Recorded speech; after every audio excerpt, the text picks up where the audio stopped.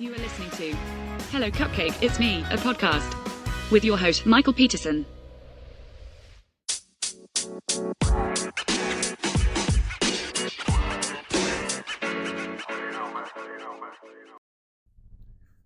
Hey everyone, Michael here with Hello Cupcake, It's Me, a podcast, and today is the Thursday podcast. If you haven't done so already, please hit like and subscribe, then head on over to youtube.com/hellocupcakeitsme to check out the YouTube channel that is updated every Wednesday and Saturday. Also, follow me on TikTok for TikTok Tuesdays. Make sure you also follow me on all the other social medias and go give the blog hellocupcakeitsme.com some love. And if you want to check out my book, Carpe Diem Scroto, 365 Daily Affirmations, found at www.cdsthebook.com, you can do that too. So, how the flip is everybody? I am doing good. A lot better than what I have been the last 2.5 weeks, almost 3 weeks. I got a cold, and that shit is still lingering, okay?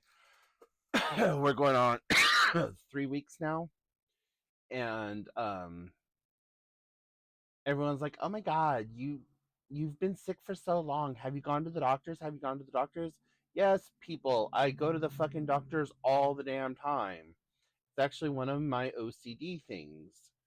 But I have done everything. I have taken the Tessin pearls. I have taken a Z-Pack. I have taken multiple over-the-counter bullshits and Zicam and Theraflu and throat coat tea and everything else, and this shit's just holding on. It's like, nope, don't mind me. I'm just gonna be here fucking your life up for the next, however many years. But today is the first time that I have been back to the pool and swam since getting sick, and I did almost a mile. I did 3/4 of a mile today, and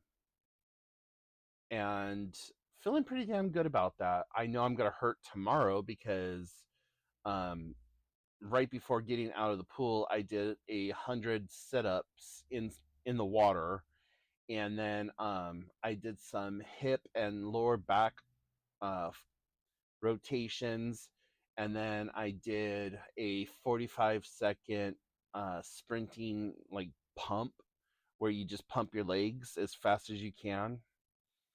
And yeah, just it felt good to get in the water and move, and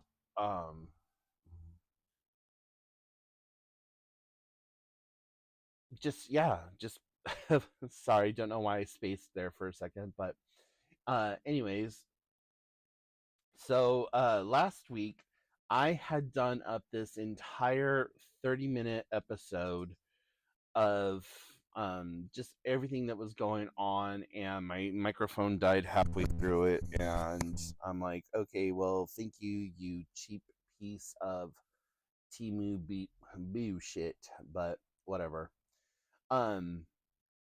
So on April 2nd, I got my biological mother back in the mail after the body donation place was done with her. And I honestly did not expect for it to take a full year, just because she had her brother donated to the science center, and it seems like they got him back within like a few days. But for her, she had a lot of irregular medical things with her. She had like green plasma, and her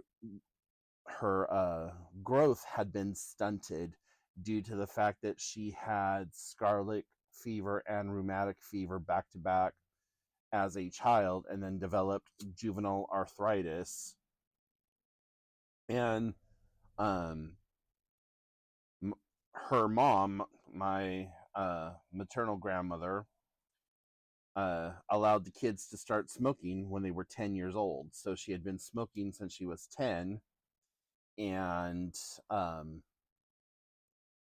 just a drug user her whole damn life. So I'm sure that they had a lot of things that they were able to study utilizing her.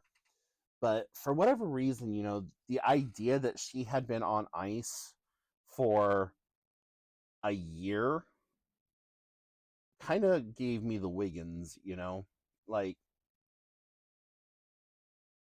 that was just one thing that I didn't expect. Like, I thought it was going to be kind of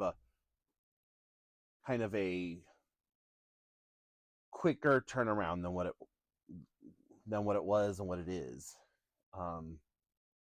But for whatever reason, they decided to hold her, and they never gave us anything saying like what she was used for, what studies they did on her, whatever else. So it's kind of an interesting thing on how this all took place. But they can use your body for anything. It could be for military experiments, it could be for ballistics, it could be for just genetic testing, whatever they decide that they want to use it for. So who knows what the hell they did to her during that time period. I just hope that she was useful. But anyways, so yeah, I have her box of ashes, I have my aunt's box of ashes, and my maternal grandmother's ashes. So I have this whole box of ancestors sitting in my living room right now, and no idea what I'm going to do with any of it. I had originally thought that I was going to maybe make a necklace with the ashes or whatever, and I still might do that. I might get myself a urn of some sort, and an urn necklace. I tried to talk to my sister about it, but she wasn't too receptive of the whole idea, and she's like, I don't even know what to do with her at this point. Like, she wasn't religious, she really didn't have any special interests or hobbies, and so she wasn't really a beach person, she wasn't really a mountain person, she really wasn't whatever. And I said, well, why don't we go ahead and take her to a nature preserve or an animal sanctuary or something like that, and scatter her ashes there, because she loved animals and thought that she was Dr. Dolittle. And I don't know, but it's kind of like almost full circle at this point, because now that we have her back, it kind of finalizes things, at least for me, and it gives me an end for the chapter of her life. So I called my aunt up, and she's the last living sibling, and I talked to her about some things, and was just like, do you want some of her ashes, even if it's in just like a locket or something like that? And she said, no, honey, because I'm going to be joining her pretty soon. And I was like, no, you're not. You don't have permission to leave me. Like, I don't accept that. No. So that sparked an entire conversation about her end of life wishes and what she does or doesn't want done. And so just a lot of retrospective, like talking about the hard stuff. You know, you never want to think about your end of life or the preparations thereof, but it's something that needs to be taken care of more sooner than later, because we're never guaranteed a tomorrow. And I thought I had all of that taken care of um, decades ago. My grandmother, we sat down and she told me that I could have one of the empty plots in the family cemetery. Um, in this cemetery, one whole side of it is nothing but our family. And her and my grandfather bought plots there early on, in their migration to California.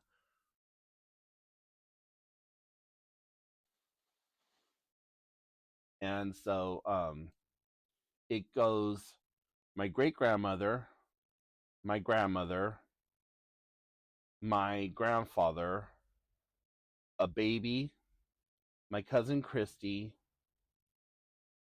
my uncle Bruce, or I'm sorry, my cousin Christy, a blank spot, and then my uncle Bruce and my uncle Johnny, I believe it is.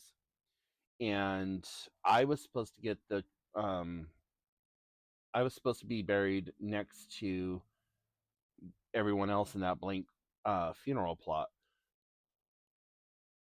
Well, when the family took over my grandmother's assets and put her into a nursing home, something that she never wanted to do, I ended up losing that. And I have a feeling that they sold it and just didn't say anything to anyone about it. And that pisses me off because my aunt knew everything that was supposed to be done for me. She knew all of the stuff that was in the safety deposit box that was mine. She knew all of the things that were supposed to be done, the things that I wanted from the estate, the whole the whole 9 yards. Her and my grandmother sat down and we all talked it out. So, none of that ever took place. I wasn't even allowed to go to the funeral. So, yeah. Made it for my dad's, but never made it to my grandmother's. And all the cousins were like, dude, where the fuck are you? Why aren't you here? I'm like, no one sent for me. Like, I had no way to get there. So, oh well, nothing but ill-begotten gains have happened for my dad's side of the family since uh my grandmother's passing, and just how all the shit has happened. And I'm kind of like haha about it, you know? Like you don't do underhanded shit and expect to still get like praise and rewards. That's not how that works. But anyways, enough of that. So that's pretty much what's been going on for the last couple of weeks, outside of me trying to get over being sick. um and I know who got me sick. And when I went to the bar the other day for the first time, I walked right up to the guy who got me sick. I was like, "You fucking bastard! Like, I hope your toenails fall off. Like, how dare you get me sick?" And he's like, "I'm sorry, I'm sorry." I'm like, "Sorry doesn't cut it, dude. Like, I have a compromised immune system already, just being diabetic and asthmatic, but oh well, So I've been playing a lot of video games, and finally completed Star Wars Survivor. And I hear that there's a Star Wars Survivor Part 3 that's coming out, which is probably going to be for the PS5, which means that I'm not going to get it anytime soon because I'm not about ready to go out and buy a PS5, especially with them being as expensive as they are. So I'll probably wait 6 or 7 years until I can find them on Craigslist or GameStop for like under $200 and try to pick up one at that point and play whatever games it is that I wanted for this one or for that one. Um, and that's usually what I do. I'm not like one of those I have to run out and get a brand new game system the day that they're released. I usually wait 4 or 5 years for them being out on the market. Then I'll go and I'll pick one up. Um, but I have been thinking about trying to either get my PlayStation 2 fixed or just trying to get another PlayStation 2 that is up that's already working. Um, I would like to have all of my consoles hooked up to my TV, and I have I have a regular Nintendo, I have a GameCube, I have a PlayStation 3, a PlayStation 4, and a Nintendo Switch. And what else do I have that connects to the TV? Oh, and my Wii. So, eventually I'd like to have all of that hooked up and playable, but for right now I just have my Switch and my PS4 hooked up. And I was looking at my Wii the other day, and it said that there was a disc in there, and I ejected it, and it was an old Netflix disc. I was like, "What the hell?" um, so if you're not old enough to remember this, Netflix, you used to get a Netflix DVD from that would work on your Switch, and you had to have that inserted in order to access Netflix and all that other stuff, and it was a whole thing. And if you had like Zelda Twilight Princess, there was a hack that you could use that would open up the ability to play regular DVDs on it, which I never understood why that was not an inherent feature, but whatever. Um, so yeah, I'm really enjoying the gaming that I'm doing. It's giving me a way to just kind of relax and just escape reality.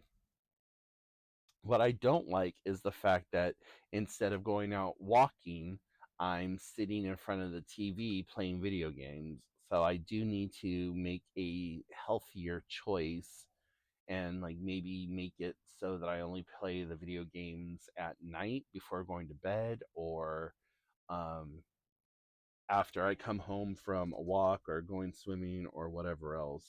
But anyways, yeah, so I think that's all I'm going to do for today's podcast.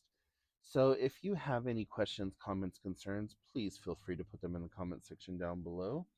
And I do encourage you to check out YouTube and Instagram and all those other things just to have more access to the content that I provide.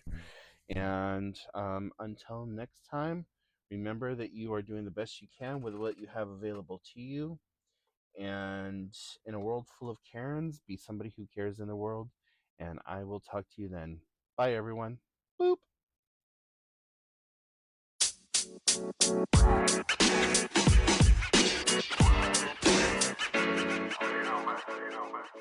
Hey you!